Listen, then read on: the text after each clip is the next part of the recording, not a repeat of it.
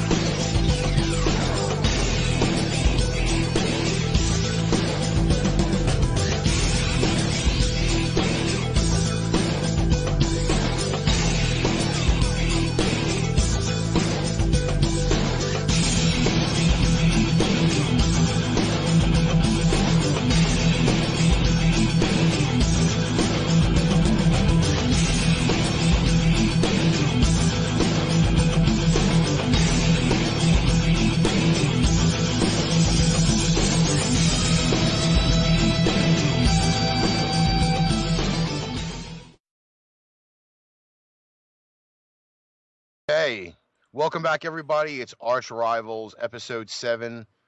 This is going into week 6 of the NFL season. Week Alex, 6. what's going on? Alex, what's going on, my man? I don't know, man. I want to hear. Our picks were terrible over last week. I think both of us were just pretty bad. Okay, so believe it or not, I actually do keep these numbers every week, which is really funny. And surprisingly enough, it was not as bad as I really thought it was going to be. Oh, yeah?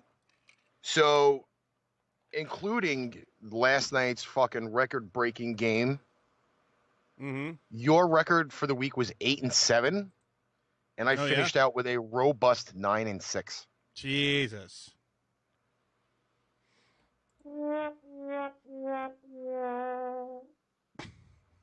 Well, I got to tell you, it wasn't really that bad for some of these games, although because we both decided to pick the first few games the same. Yeah. We ended up both running a 4-game losing streak to start off the day Sunday. Let's see. I mean, yeah, there were a lot of upsets, and there were a lot of just like, holy shit, I can't believe that happened. I mean, well, believe it or not, one of the games that we both picked that we really thought was going to be the upset special of the day just gave us both upset stomachs. Oh, yeah. Which one was that? Was that the... that would be the Jacksonville, Kansas City. Yes, the game at Arrowhead. Good Lord. Mr. Blake on bloated Bortles with 4 fucking interceptions and one of them a pick 6. So yeah, I mean, Jesus. But, hey, Mahomes got his first interception. How about that? Well, before we head into some of these games, there is news around the NFL. The lovely, kind of neutered Jacksonville Jaguars did sign a running back today. Who's that? Former All-Pro Jamal Charles. He came out of retirement? Apparently, he was a free agent. And really? He was with the Broncos last year. Did not have many very carries in very many yardage, but he did get signed by the Jacksonville Jaguars today. I believe they're kind of burning out Yeldon, and with no Fournette, it's obviously a big thing. Besides that, running back news: Jay Ajayi out for the rest of the year. Torn Achilles, so Philly's going to be looking for another running back. Whoops. Apparently, they wanted to do the Madden thing on NFL.com. Oh. And they left the volume on. So did they leave it on, or did you leave it on? I think I probably left it on, but it's actually pretty funny that they're actually doing a like a segmented version of T.J. Yeldon and Jamal Charles running around in the backfield for the Jaguars. Oh, cool. They're actually doing a... Oh, there we go. Now I can see the comments and look at all my stats and stuff. Well, the crazier thing is that we're broadcasting, and it still says fetching video stream, but I have to watch it on the phone, so it'll be one less object I have to play around with today. Hot damn. All right, so let's get into it. I mean, let's just get right into it, man. All right. So I'm looking. Go ahead. What's the listing that you have for the first one? I'm on ESPN's. Let me go to. You're on NFL.com, right? Yes, I'm on the NFL.com. So we're all on the same page, Ricky. The crazy thing is that the way that they listed the games before Sunday is not the way that they listed them on NFL.com. So there'll be a lot of checkers playing to go through some of these scores. Okay. So the first one we're going to lead off with is the hometown New York Jets versus the Denver Broncos, in which part of our 4-game losing streak was this game. Yeah. Yeah, that was a little bit. I didn't expect that one at all, man. I wasn't paying attention much to the game because the Raiders game was at 3, and I had some other stuff I had to do on Sunday. And then I got to the bar, and it's just, oh my God. Well, I have to tell you, it was bad. Yeah, I was screaming like this myself. Sunday started off for me watching the two local teams play the beginning of the day. Mm-hmm. Because my computer was tired out from that BS Khabib McGregor debacle the morning before. Overclocked her, did you? Yeah, it was a really, really bad situation with that. So we didn't turn the computers on until 4:00. In this game, however, Case Keenum shows the reason why he did not get paid as much as the other quarterbacks did. Yeah. 35 of 51, 377, 2 touchdowns and a pick. I watched this game, and he missed a lot of receivers, a lot of drops. The run game, not as prevalent as it was in previous weeks, especially that KC game. Mm-hmm. Lindsey went off on that game. In this game, he only had 12 carries for 61 yards. Yeah, he didn't show up. I mean, I think he blew his wad at the. Can I say that on the show? Yeah, I can say that. He blew his wad at the in Kansas City. But short week for him. But that doesn't make that does not make an excuse for the game that they played. Well, think of it this way: even though Keenum didn't have 377 is a lot of yardage, but you threw the ball 51 times because you were behind by so many points early, and that's usually the case. Yeah. He did throw 11 receivers and hit 10 out of those 11 receivers multiple times throughout the game. So that I could really go with. The beginning of this game in the first half, however, I thought was really funny because Sam Darnold had 5 for 12 at one point, and the only reason why he had any yardage was because he had 270-plus touchdown passes. The run game was insane. Isaiah Crowell ran for 200 and I believe that's 19 yards. Yeah, the screen is actually a little dark for some reason. I have no idea why. So I'll just get a little closer. Even Bilal Powell had almost 100 yards, so they rushed for over 300. And Robbie Anderson had the 3 catches for a $123. And like I said, I mean, a lot of these touchdowns. A lot of the catches though were 60-plus, 70-plus yard pass plays, and that accounted for a lot of the Jets scoring. Unbelievable. I'll tell you that. I didn't see that coming. Well, I did see, however, the game afterwards. Now, the Giants and the Panthers. That was a good game, man. This here was, I thought, going to be a blowout a little bit early. Yeah. Didn't end up to be that way. The Giants apparently took their balls out of the lady purses in the locker room. Came out in the second half. Actually did some really big damage. Panthers defense did not know what hit them in the second half. No. That's the only thing I got to tell you. Like that when I looked, like, it was they were down by 3. Giants were down by 3, Panthers were up, and I was like, okay, cool. Or no, they were down by 2. And then Panthers were up. I was like, okay, well, this game's almost over. And then I looked up, I looked at another game, and I looked back at the then I was like, holy shit, the Giants are winning by 1 point. But, then... well, I got to tell you, Eli Manning did have a fairly decent game, and Odell Beckham actually threw a longer touchdown pass than Eli Manning this season for that whole whopping 67. Yeah, they should have him as the quarterback instead of a receiver. Beckham had a 67-yard touchdown play on a gadget play. I thought that was really great. Manning 22 of 36 for 325, 326, 2 scores and 2 picks. Now, this is where again we kind of say that the offensive line may be a problem, but as well, Eli is missing receivers again.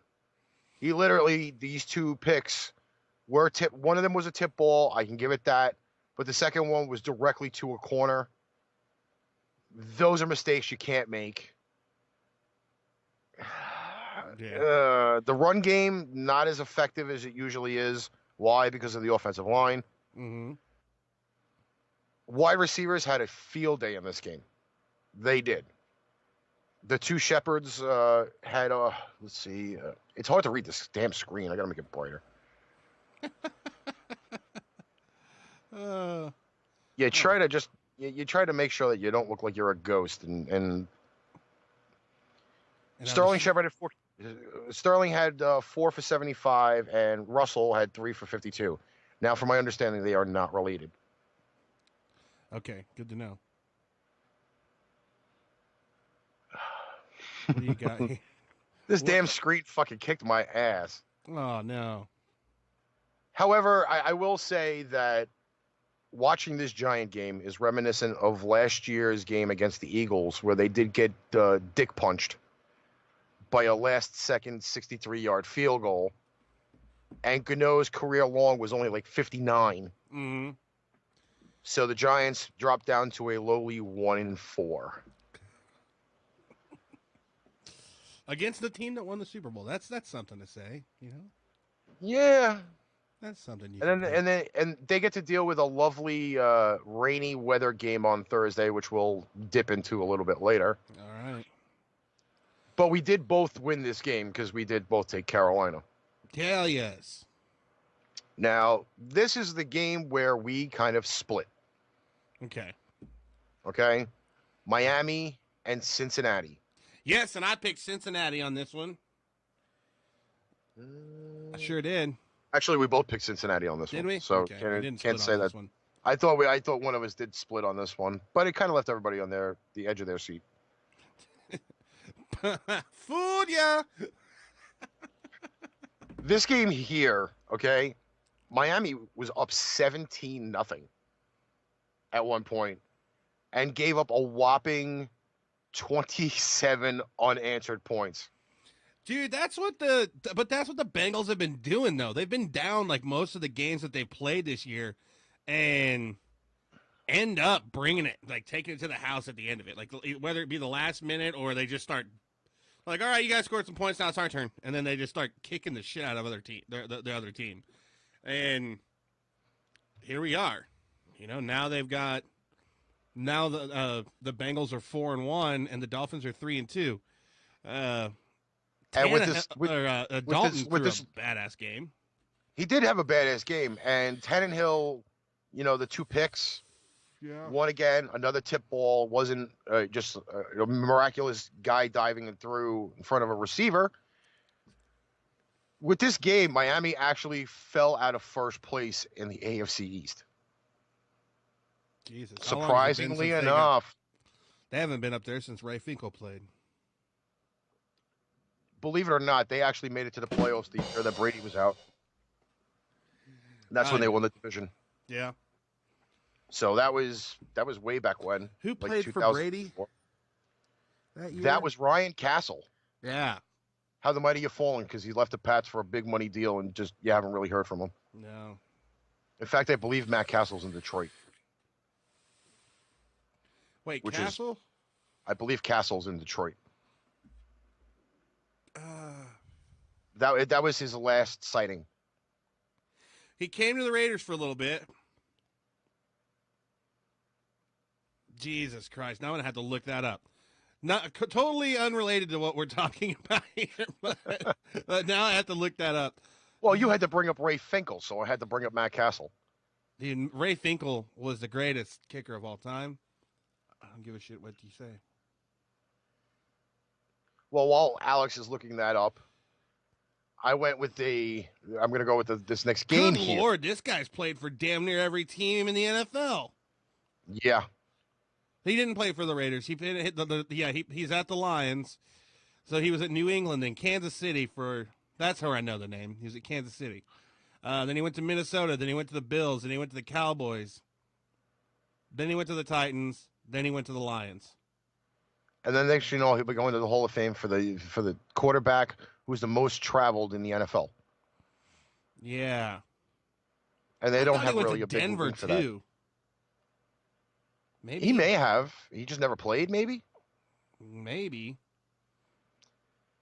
So yeah, anyways, besides the fact, who gives a shit about Matt Castle? Oh, yeah, who cares?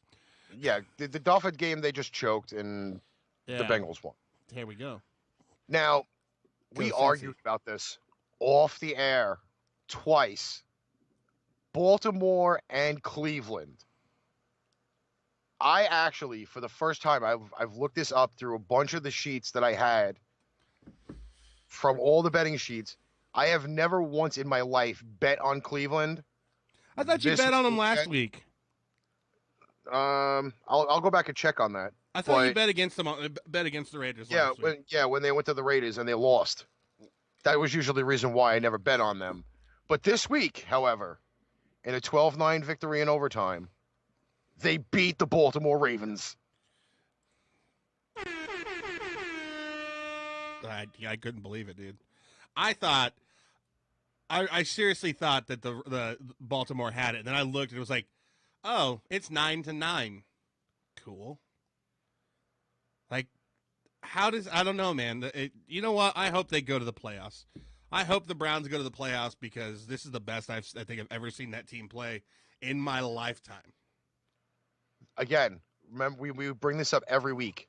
They had the possibility of being like 4-1 at this point. Yeah. 4-1. And that one would have been against the Raiders. Yeah. So goddamn right. And in this game here, obviously there was I believe there was a touchdown, but they missed the extra point. If they didn't miss the extra point, this game would have been a 10-9 victory instead of 12-9. But Mr. Flacco threw for almost 300, didn't have a touchdown, only a low. How do you do that? Oh, well, we're going to get to another game where we can talk about that.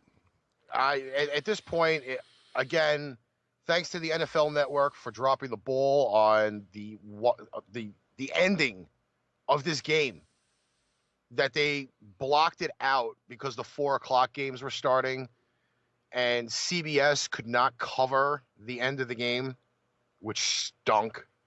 Oh. I was really in tune with this game.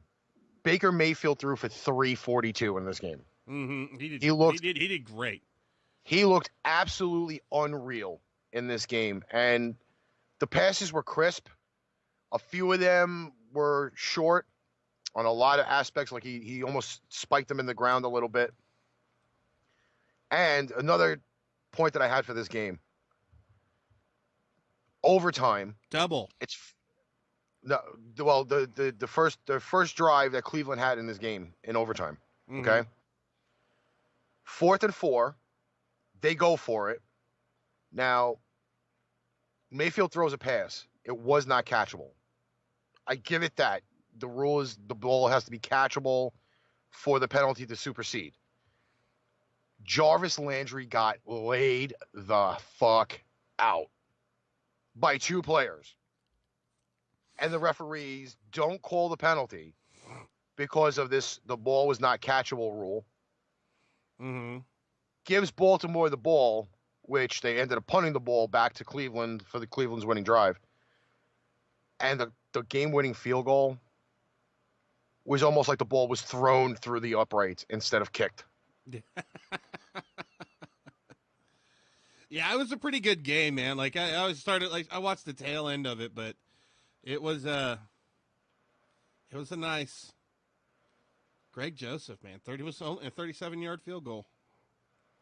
And if anybody gets the chance to watch the game-winning kick for this game, it is the ugliest field goal kick I have ever seen. It was almost like having a toddler throw the ball through the uprights. Hey, man, it doesn't have to be pretty. It's just got to go through. Well, we're going to definitely be talking about pretty ugly in a little bit. Through. In fact, probably this game right now, Green Bay and the Detroit Woo! Lions. Go Lions. Go Lions. This game here was an asteroid that would not go away. I watched the highlights of this game afterward and that condensed game thing. The Mason Crosby kicks were miserable. Christ. Well, we watched that shit last night. I was like, holy shit, I didn't realize he missed fucking 4 of them. And the extra point. And an extra point, so 5. So if you really think about it. Hit the pole on 2 of them. That 13 points that Mason Crosby choked up, okay, that gives them a 36-31 win. Yeah. And then Aaron Rodgers is not hugging his boy on the sidelines with that song playing, Have a Bad Day, or Having a Bad Day. The memes on that commercial already are obscene.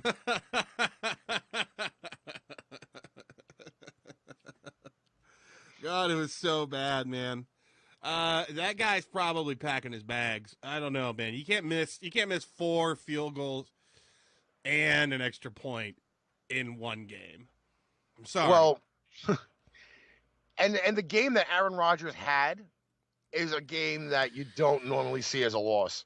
Well, maybe in Tampa with Fitzpatrick, but 32 of 52, 442, and 3 scores. Yeah.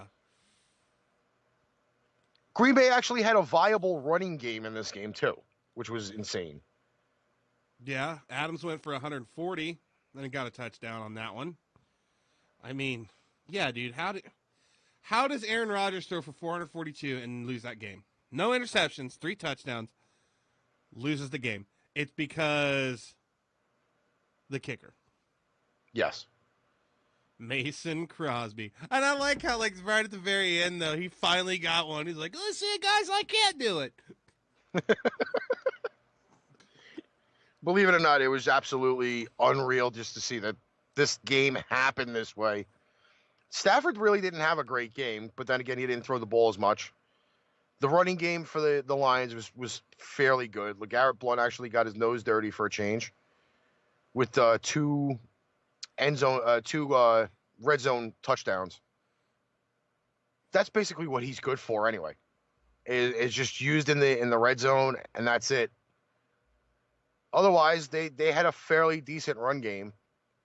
And Mason Crosby, you don't get the greatest of all time, but you do get that other GOAT award. The shittiest of all times. Yeah. The one where they throw the empty cans at award. Oh, man. At least they were in Detroit. Thank God they weren't in Green Bay. They get, like, cheese hats thrown at them and stuff. I guess they're in a styrofoam, so it doesn't really matter. Maybe they'll throw those red cheeses, the little Baby Bell cheeses at him. That he can eat for when he loses his job. Yeah. You'd have enough meal from how many people does Green Bay hold? Like 90,000 plus? Yeah, that's 90,000 cheeses, and they're preserved in that wax. Yeah, so he's definitely set for life on Baby Bell cheese. Constipated as fuck, though. Well, constipation. Oh, that was nasty. There you go. Constipation ran wild in this game. Jacksonville and Kansas City. Oh shit! That one was just. That one was a. Man, I can't believe that game. I literally did look at this game for a little bit after Bortles threw the pick 6 to the defensive lineman. I was okay. Yeah, I'm not paying attention to this anymore. This one's already way over ahead of time. Yeah. Mr. Bortles, however, did throw 61 times for 430 yards. Mm-hmm. Probably praised the gods when he threw the actual regular touchdown instead of the pick 6. And this is all based on the fact that Leonard Fournette is not in the backfield. Think of it this way. teams can load the box on TJ Yeldon and then blitz the crap out of Blake Bortles. Mm-hmm. That's basically the storyline for this game. And Kansas City's defense, they moved up quite a bit after this one, though. They're like number 27 now. Well, yeah, if you have a game like this where you get 4 turnovers and hold the offense to so much. Oh, the pass defense is not that great, but their rushing defense is obviously the reason why they moved up on the listing. Because at this point, Jacksonville's got no running game. No. You hope and pray that Jamal Charles sparks something in that backfield until Fournette gets back. He breaks his leg. Like the second somebody touches him with a wet nap. I don't know about when that guy's on, he's on. Don't get me wrong, man. Jamal Charles is a badass player. But he gets hurt easy. I mean, I think his last 3 seasons with the Chiefs, he was injured. He'd play like the first 2 games and then get hit and then done for the rest of the season. The trash talking in this game, however, by Jalen Ramsey. Ramsey actually did shut down Tyreek Hill for a little while. Then he had Tyreek Hill burned him for a play. I believe it was like a 13 or a 14-yard catch. And then that was the end of the trash talking for the rest of the game. Yeah. Mr. Mahomes, however, did have his first 2 picks for the year. 2 picks. Got his first 2 picks for the year.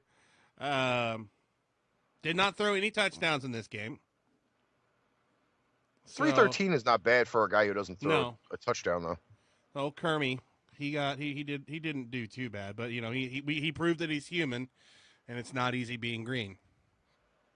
Well, if you think of it this way, Denver now has laid out that defensive setup to go against the Chiefs. Yeah. It's pretty much the thing. If you can keep Mahomes moving and you put a lot of pressure on him, now Jacksonville rushed 5 and 6 guys at a time. 5 on 6 when you're trying to block is not exactly great odds. Yeah. And a lot of the running backs did jump out of the backfield for little screens and plays in the flat where if Mahomes got in trouble, he could dump the ball over there and you save a sack or 2. Yeah, with his left hand, too. Yeah, because he's ambidextrous. But it's going to be a very big game on Sunday night for the Chiefs. That'll be something else that we talk about on Friday when we do our picks for the week. There we go. I have a feeling I know what's going to happen. I have a feeling I know which way you're going to go. Obviously, everybody should know where I'm going to go. Unfortunately, I didn't wear the jersey that I wore last night in tribute for the NFL history, but we'll get to that soon. We will get to that eventually. What do we have next? Because your list is different than mine too. So you just go down yours and I'll click on mine and we'll go from there. Okay, Titans and Buffalo Bills. Oh God, that's another one. I think you picked the Bills on that, or we both picked the Titans. Yes, we both picked the Titans on this one. And we actually had discussed this, that the Titans were actually pretty much forgotten at a lot of aspects before that lovely 3-1 start that they had. Yeah. And if anybody really gets the chance to check out this lovely cartoon thing that they have on Bleacher Report called Gridiron Heights, this week's episode is extremely funny. They talk about the Forgotten Titans in the cartoon. Now, Tennessee did play flat in this game. They did have a lead, and they blew it. Yeah. Last minute, Buffalo field goal, put them away. The numbers in this one, not very pretty, in my opinion. I'm looking at it now. Like, Mariota had a decent game, I guess. He threw, 129 yards, but he had 1 interception. Allen didn't do shit. 82 yards, 1 interception. And that's why there was only pretty much that lovely 1 touchdown at the beginning of the game. The rest of it was field goals. Yeah.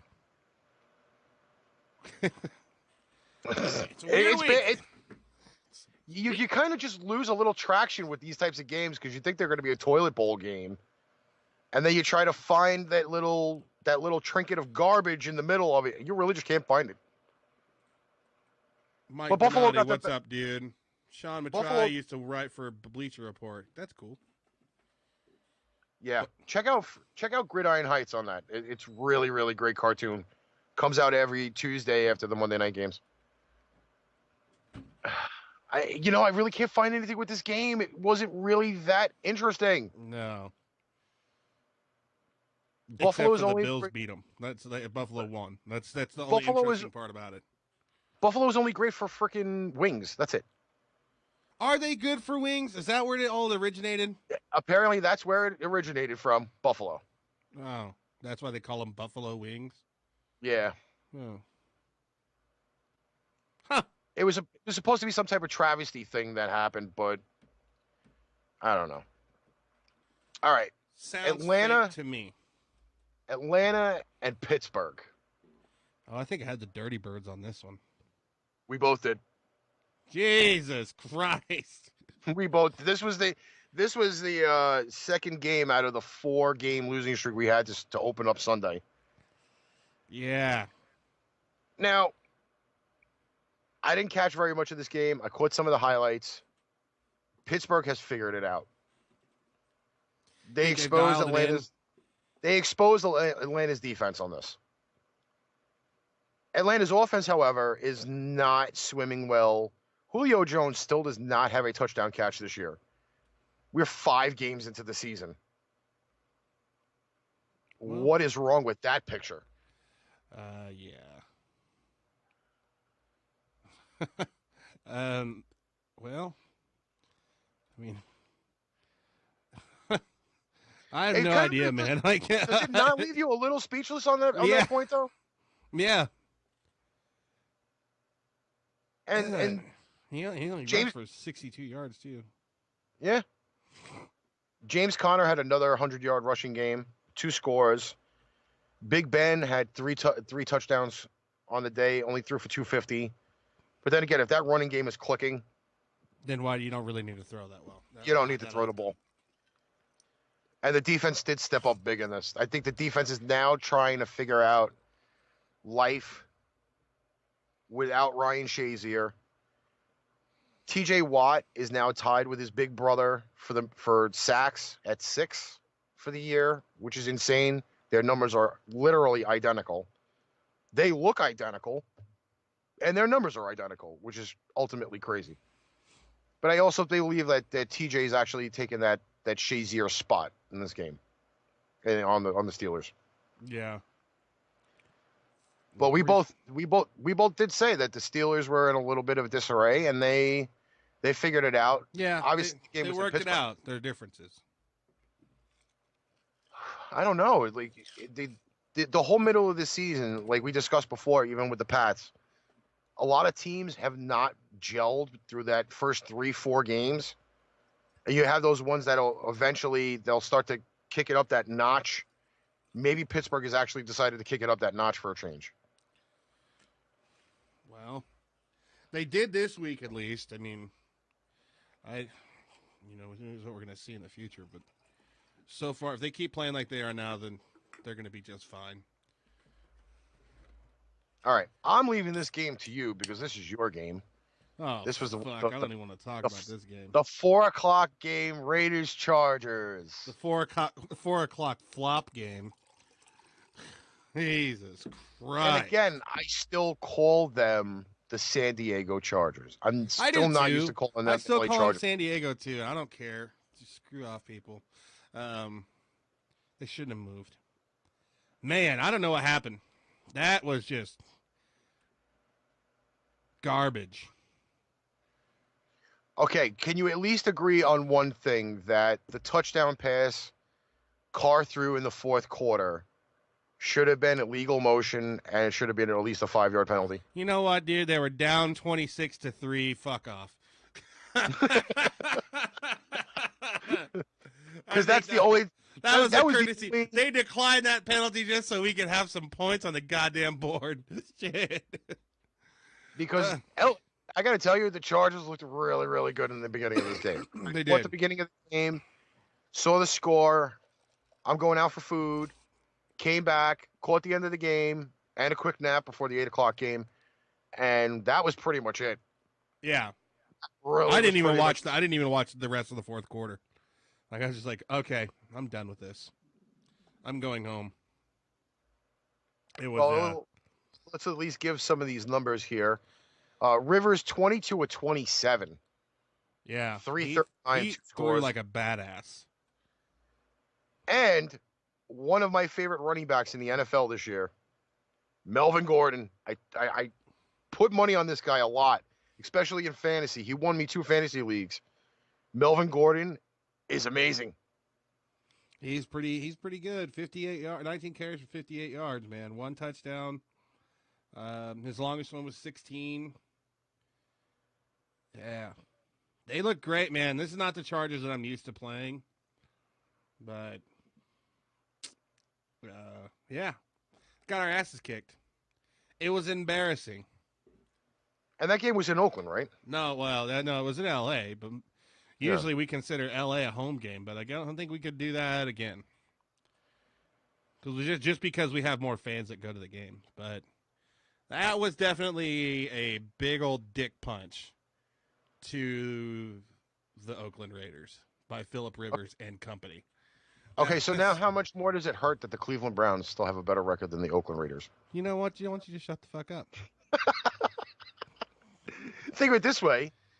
Going into the next game, Minnesota and Philly, the Cleveland Browns technically have a better record than the reigning Super Bowl champions. That is true. Think of it that way. Because this game was a train wreck in itself. Minnesota wins by 2, 23-21. Game was in Philly. The Super Bowl champs are just opening up their garbage cans and jumping in. Well, I mean, but Minnesota was ahead most of the game, weren't they? They were ahead.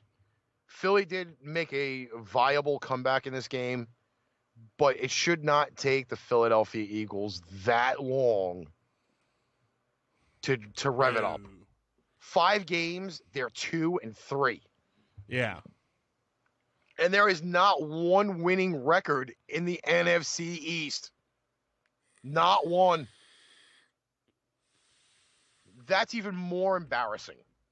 The Super Bowl champions do not have a plus 500 record through 5 games. Man, they need to switch the Raiders over there. We might actually have a chance of the playoffs then. The standings are, believe it or not, you figure the Giants now are 1-4. Washington lost. The whole NFC East lost this weekend. Redskins lose Monday Night Football. Philly loses to Minnesota. Giants lose to Carolina. The Cowgirls lost to the Texans. Yeah. That division lost. Yep. It's said that it might actually be a losing record wins the NFC East. All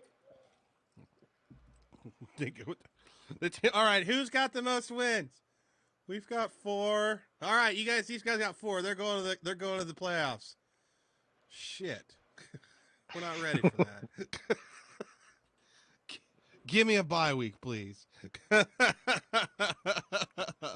I got to tell you, I think maybe at this point, Tampa and Chicago are lucky that they had the bye week this week because they didn't have to be through a lot of the garbage that happened. Yeah. Now we did have. Where are you at now? Which one are you on next? Going on to next? Arizona. This is where I was going to. Go ahead. Arizona against the fucking 49ers. Arizona finally got a win, ladies and gentlemen. Can't say much because their record's just about where is right where ours is. And by the way, I did pick the Arizona Cardinals for this game. Did I pick the Niners? Yes, you did. Why would I do that? This game was actually pretty interesting from start to finish. Arizona actually had a 14-6 lead. Yeah. Oh, yeah, I started paying attention to it. I mean, it was like, holy shit. The Cardinals are winning. It's a cold day in hell. I do remember screaming out loud in the middle of the Pink Deli, the buffet place where we get the food. Holy shit. the Arizona Cardinals are winning. And a guy looked at me, said to me, are you talking football or are you talking baseball? I'm like, oh, I'm talking football. And the Arizona Cardinals are beating the 49ers right now. He goes, they don't have a win. Well, they're going to have one now. Because they're beating the shit out of the 49ers. Does that mean the Cardinals are just better, or does that mean that the 49ers are just that bad? All right. Within looking at numbers, fantasy they lost numbers, Jimmy G, though. They lost Jimmy G. They lost their starting running back. However, they do have a top 5 running back in rushing. So their running game is not that bad. Their passing game is horrible. Mm-hmm. And now suddenly that lovely defense that got Richard Sherman is horrible. Unbelievable. Unbelievable. And it's crazy because I looked at the 49ers stats again. Their best player is right now their running back. Mm-hmm. That's it. Their best player right now is their running back. Mm-hmm. Oh, yeah. Matt Breida is in the top 5, okay? Had 8 carries for 56 yards. Alfred Morris had 15 carries for 61 yards. So a top 5 running back has 7 less carries and had almost the same amount of rushing yards. That's insane. It was pretty. It was. After losing Jimmy G, man, I don't think the 49ers have anything left. What's their quarterback's name? He didn't do bad. He threw for 349, but he had 2 touchdowns and 2 interceptions. But CJ Beathard was there before they got Jimmy G last year. Oh, was he? Yeah.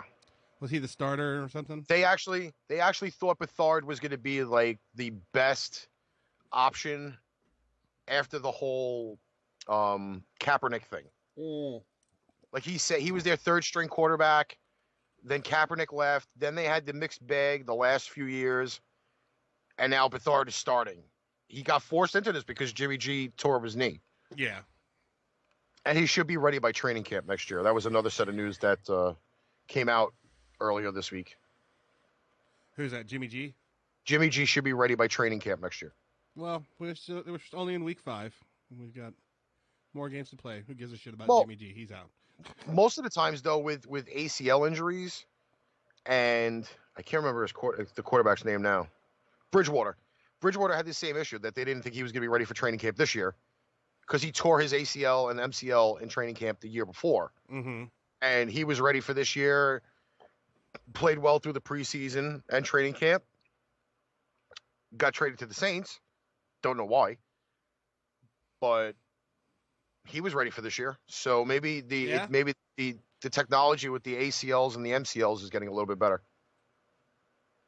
Well, let's hope so. I mean, that's just like a career, or that used to be a career-ending injury. You know, now it's not anymore. Now guys can come back, and sometimes they're better than ever. Well, the surgeries helped, and now the rehab too, because the rehab is basically the big key. Yeah, they've really changed the rehab schedules and the production for that. And Tommy John is the same way. Everybody thought back in the day Tommy John was just, the arm is not going to be as strong, and guys can now come back throwing 10, 15 miles an hour harder than they did before. Like in like Rookie of the Year. Well, well, that was a great movie to begin with. But... He was playing, 6th grade playing for the Cubs. Oh. I wonder if he ever had to make up all that homework that he missed for being on road trips and shit. Yeah. It raises a lot of questions, but anyway. No, because it's in baseball. It's the summertime. Yeah. Most of it. Until you get to the World Series. Well, speaking of, the Yankees are down 3 runs in the bottom of the 9th with 1 out, 2 on. For anybody who's watching. All right. What do we got here? We got Rams? Yes. The game that we actually both thought was going to be a blowout. Yeah. It was close. It was. But again, now, Seattle's offense proves the reason why the Rams, even though with all of those deals that they made in the offseason, is still not a strong enough defense. You let the lowly fucking Seahawks fucking put up 31 on your fucking team. And that's not going to fly against Kansas City. I'm sorry. I hate the Kansas City Chiefs with a fucking passion. Don't get me wrong. Hate them. Hate their fans. They're all douchebags. Sorry. But do you want to talk about the way the Rams are playing, the way their defense is playing, or their offense is playing? Dude, you cannot go into Kansas City and play that game. You cannot. No. There's no way. They're going to do the same thing that they did to Jacksonville. This game here, Goff had 2 picks. Gurley did a lot of the work. I will say that. Gurley is a top 5 running back. He's absolutely amazing. He had 3 scores. Mm-hmm. And we know the reason why Bill Belichick has gotten rid of Mr. Where is he on here? Where's this list? He's out. Oh, that was great. Who? Brandon Cooks. Oh. Because all he does is just run down the field. That's all he does. He runs in a straight line down the field. Ooh, look at me, throw me the ball. That's what happens. They throw it to him, he doesn't catch it. And half the time he doesn't catch it. Because he's short and people that are usually covering him are 6'3". But I will say, I saw it a lot of glimpses of it last year. Cooper Kupp is becoming one of the up-and-coming wide receivers in the NFL. Yeah. I'm impressed by him. Definitely Cooper Kupp impressed is by him. amazing. He's fast. He is really fast. And he gets open a lot. Because he's so fast. By the way, Kimbrel's choking. He's now got the bases loaded with 1 out. Oh, no.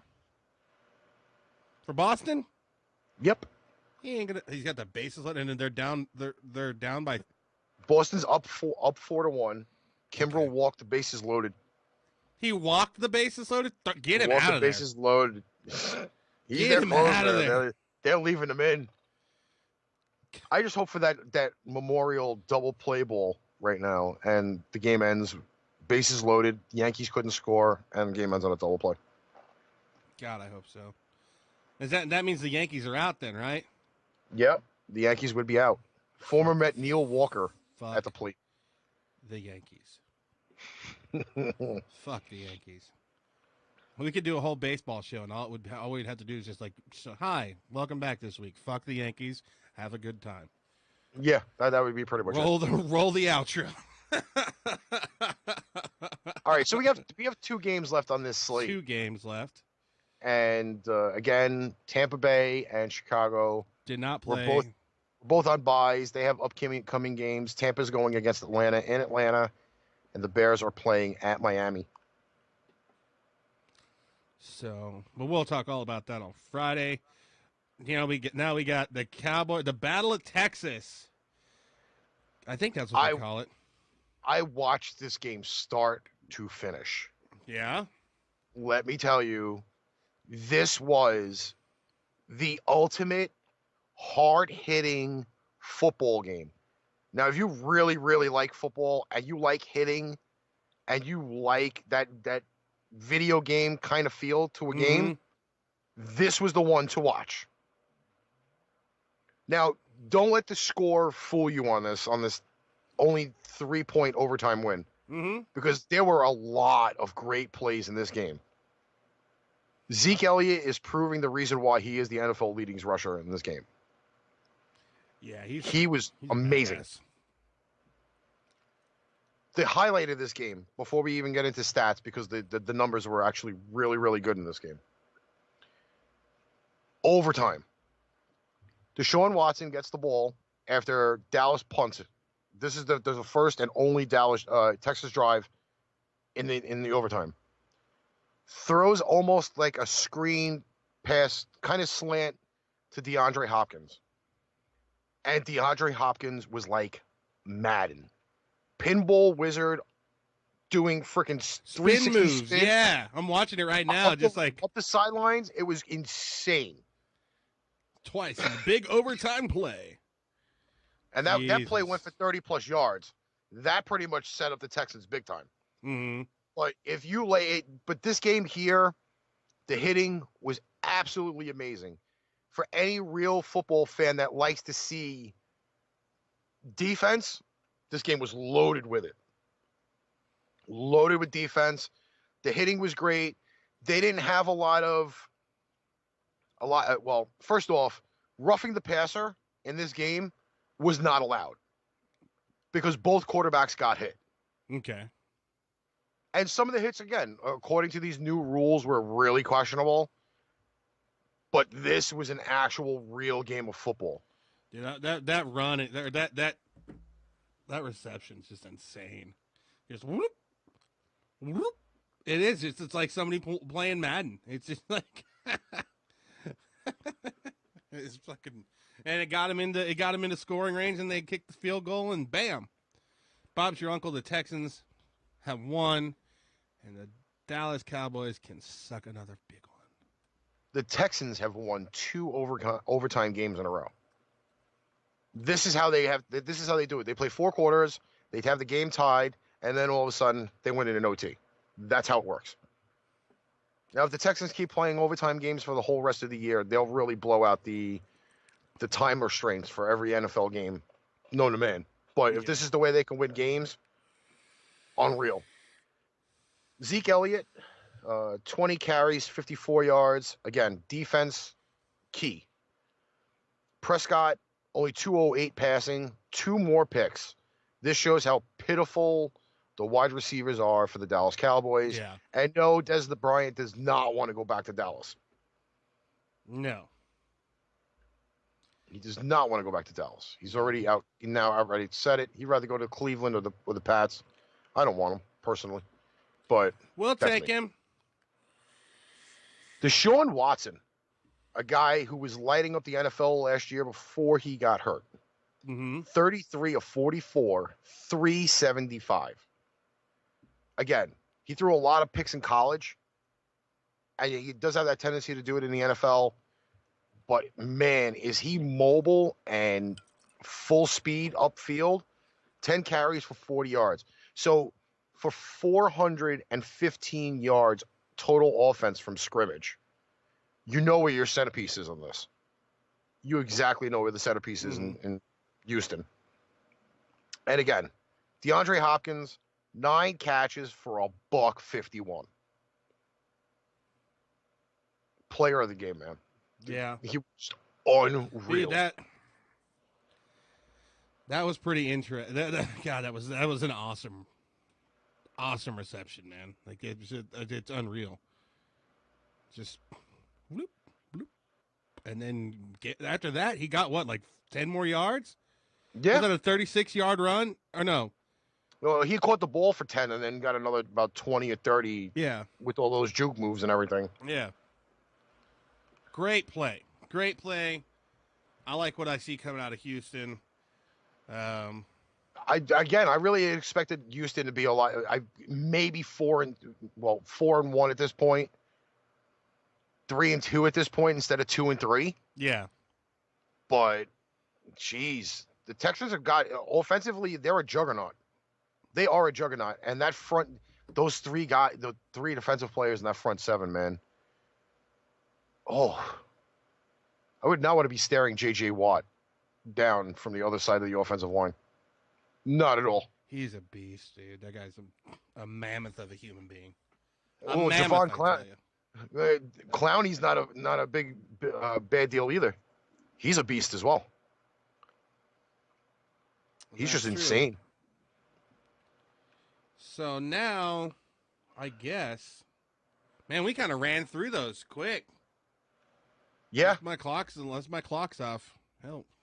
Well, we're 55 minutes in, so 55 minutes in. Okay. All right. So now we've got the game of the week. History was made, ladies and gentlemen. Drew Brees has the most passing yards. Well, he broke the record. He broke it within almost the 2-minute mark of the second quarter. Now, I'm going to say, when I watched the play, when it happened, It was a 63-yard touchdown pass. Jesus. Going into review that play, though, it was almost like Washington said, you know what? Here, take it.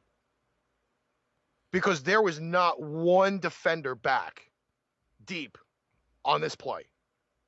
Not one. And that was really, really bad. Oh, Jesus. It was because they, even on top of that, leading up to the play happening, you see the Saints ushering down his family to the field.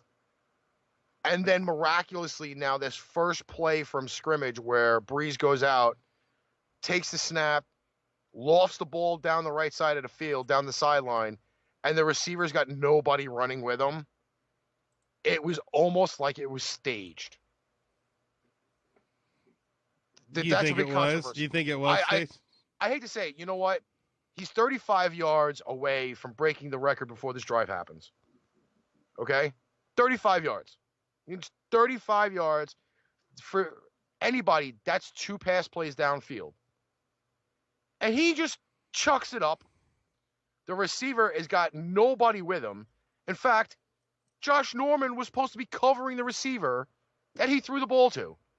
And Norman was not even within 15 yards of this guy when the ball was in the air. That's a little weird.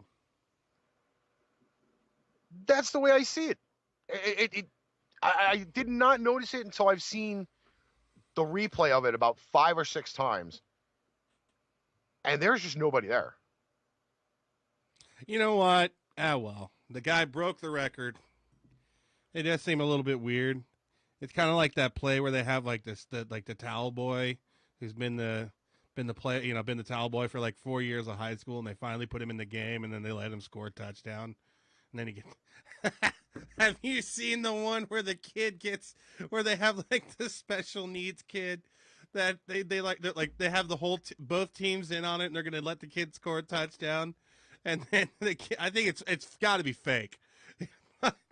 They got like everybody's like following this kid, and he's just like running for his life, and then one asshole from the other team just comes and lays him out. Yeah, and then pops the football. God, it gets me every time, man. I know it's fake, but God, it gets me every time. So fucking funny. Boom. That's probably what they were doing for old Drew Brees, but 60. So even though we are talking football, the Yankees are now done. They lost 4-3. Woo! Boston wins the series 3-1. None of my teams are in it. Like the Royals are out, the Rockies are out. So going over Boston. So going over some of these numbers, Adrian Peterson actually did play in this game. However, he hurt his shoulder, so God knows what his status is going to be. Yeah. Mr. Accuracy, Alex Smith, 23 of 39, 275, and a pick. There's not very many gorgeous numbers for the Redskins in this game. No. That's the only thing I can really say. However, if you go over to Mr. Drew Brees, whose team put up 43 points, 26 of 29, 363, 3 scores, including that lovely 63-foot bomb that he broke the record with. Mm-hmm. Mark Ingram's first game back after a 4-game suspension for PEDs, 16 carries, 53 yards. 2 touchdowns. And surprisingly enough, now, obviously the difference in this game was 24 points. Mm-hmm. Well, let's be honest. But there's not very many large rushing numbers in this game. That's scary. It's Not ultimately really. scary. 98 yards total. I mean, even Teddy Bridgewater ran the ball 3 times. Oh, those are probably kneel downs. If you think about it. Yeah, he ran the ball 3 times for -3 yards. Yeah, those were kneel downs. They took him out just to kneel him down. Mm. But Traquan Smith had 3 catches for 111. I believe Traquan was the one that had the touchdown catch. Yeah, the rookie. He got the touchdown catch, yeah. Michael Thomas, 4 more catches for 74 yards. I believe he's still up there in receptions for the NFL. He was leading the first 3 weeks. I think it was like 39 catches for the first 3 games. all in all, New Orleans is probably not going to be a team to be messed with in the NFC. No. They're obviously going to keep running with the Panthers in that South Division. But I see the Saints being one of those top teams up there with the Rams in the standings. I really think that they're going to stay up there. I think so too, man. I honestly, I didn't have a lot of hope for them when we came to the beginning of the season, and now, obviously, 5 weeks has changed. Well, the first game that they had was against the Falcons, and obviously they've turned it around after that Falcon game. Oh yeah. And they put up a ton of points. Yeah.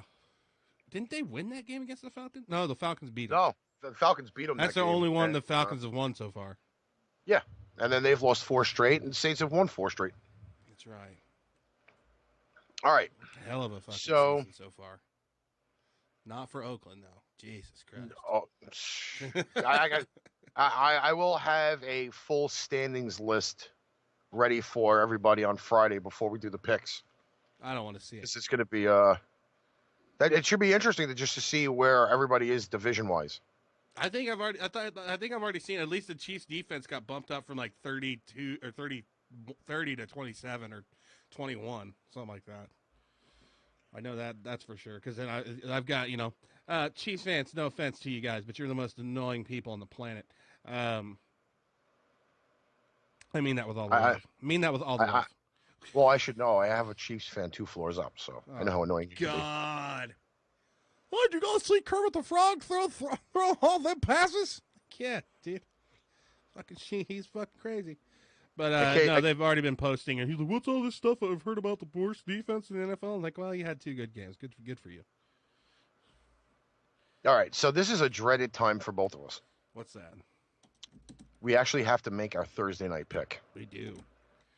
And did you win the last one? You're 3-0, right? I am 5-0 on the NFL season for Thursday night picks. This one here. Oh God, I got a cramp in my toe. That hurt. This one could be the damaging one for the entire year. Oh, I just looked at it.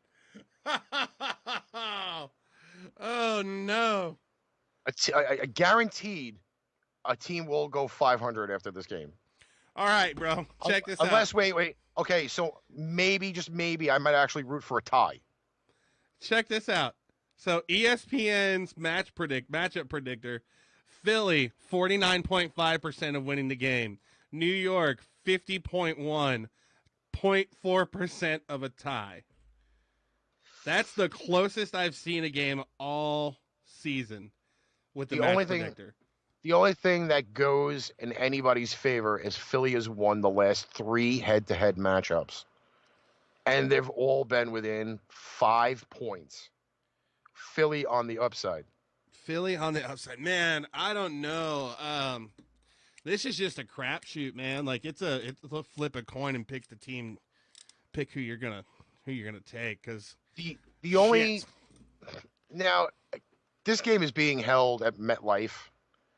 Our weather reporter, Sean Matrai, has reported earlier that there are supposed to be some extremely heavy rains Thursday night with a low of only 59 degrees. So that should be a quagmire mess at MetLife.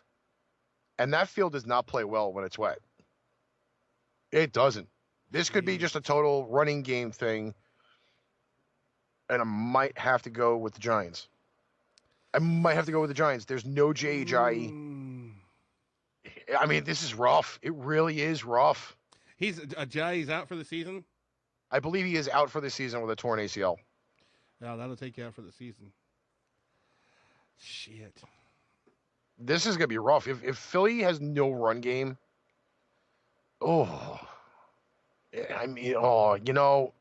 Philly screwed me already 3 times this year. Philly has screwed me 3 times this year. So it's really, I don't know. Man, well, we got to split on this one. I'm going to go with Philly. I'm going to take Carson Wentz. I got faith in him. I don't have any faith in Eli Manning. Man, they have Barkley as a running back. He had 3 touchdowns last week.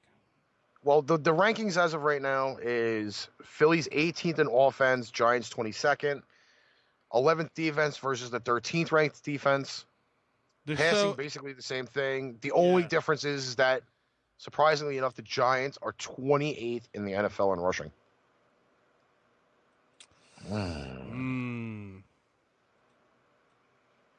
The Giants showed me something on Sunday, though. They actually played well. Their testicles or what? Well, I also, from my understanding as well, is that they're going to get Ingram back for the Giants on Thursday night. Very possibly. All right, I'm going Giants. And Olivier Vernon. I'm going Giants. I can't split up. They're going to get Ingram and Vernon. Yeah. Very large part. Well, definitely Vernon back is the one, and at this point, Ingram is questionable. It's just the concussion syndrome crap. Oh yeah. So yeah, I'm gonna go with the Giants as well. I'm gonna say New York takes it. All right. They're used to playing in that cesspool when it rains. So. All right. So with that, that's it. That's it. So I guess we'll see what happens, and we'll see you guys on Friday night for my garbage picks of the week, because I have not won a week yet. No, you won this week. You were up 8-7. I was up 8-7. Holy shit, I did win. I didn't even know it. Just so 8-7. I don't have the overall for the year, so well, that's fine. I don't want to hear that because I'll take the win this week. I'll take the win. It was the lines that did it for me. Yeah. Hot damn. So, all right, guys. Well, we will. Thanks for watching. Those of you did. Douglas Elliott, thanks for hanging out, man. Good to see you. We do this on Tuesdays and Wednesdays, or Tuesdays and Fridays, and we will see you guys on Friday. Cool beans. Well, I was not expecting to get an arch rival today, but here we are. Come on, man.